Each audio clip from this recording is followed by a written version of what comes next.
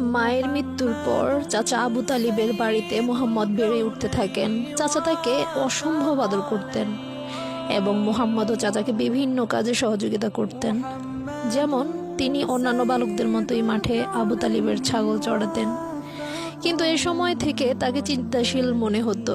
আবু তালিব ব্যবসায়ী ছিলেন এবং আরবদের নিয়ম অনুযায়ী বছরে একবার সিরিয়া সফরে যেতেন। মুহাম্মদের বয়স যখন 12 বছর, তখন তিনি চাচার সাথে সিরিয়া যাওয়ার জন্য বায়না ধরলেন।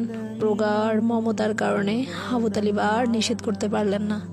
যাত্রাপথে বসরা পৌঁছার পর কাফেলা সহ আবু তালিব তাঁবু ফেললেন।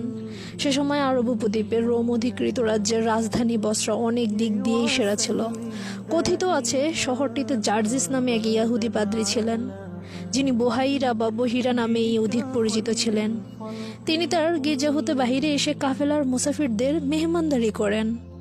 এ সময় তিনি বালক মুহাম্মদকে দেখে শেষ নবী হিসেবে চিহ্নিত করেন, কারণ তিনি তার অন্তর্দৃষ্টি দিয়ে লক্ষ্য করেন যে সব গাছপালা পাথর এই বালকটিকে সেজদা করছে। তিনি স্বগতোক্তি করেন, এ তো সেই সাইয়্যিদুল মুরসালিন, অতীতে সমস্ত নবী যার আগমন সম্পর্কে ভবিষ্যৎবাণী করে গেছেন।